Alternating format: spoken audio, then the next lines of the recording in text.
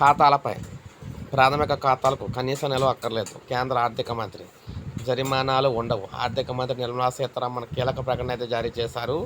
ప్రధానమంత్రి జన్ ధన్ యోజన కింద ప్రారంభించిన ఖాతాల్లో సహా సుమారు 72 కోట్ల ప్రాథమిక పొదుపు డిపాజిట్ ఖాతాలకు కనీస నిల్వ నిబంధన లేదని ఆర్థిక మంత్రి నిర్మలా సీతారామన్ స్పష్టం చేశారు.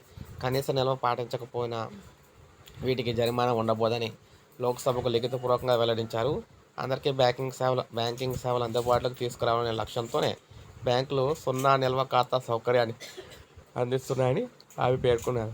డిపాజిట్, నగదు ఉపసంహరణ, ఏటీఎం సేవలకు ఛార్జీలు ఉండవని కూడా వివరించారు.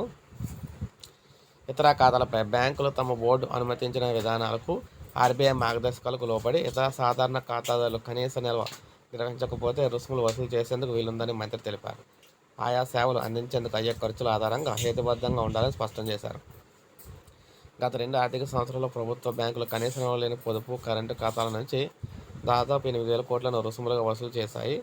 ఈ మొత్తం ఆ బ్యాంకుల ఆదాయం 0.23% మంత్రి తెలిపారు.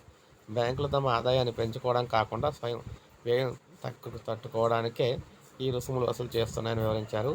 కొత్త బాండ్ల జారీ కూడా. సో మొత్తంగా చూసుకున్నట్లయితే వీరు ఏం చెప్తున్నారంటే బ్యాంకు ఖాతాదారులందరికీ గుడ్ న్యూస్ అయితే ఇచ్చారనమాట.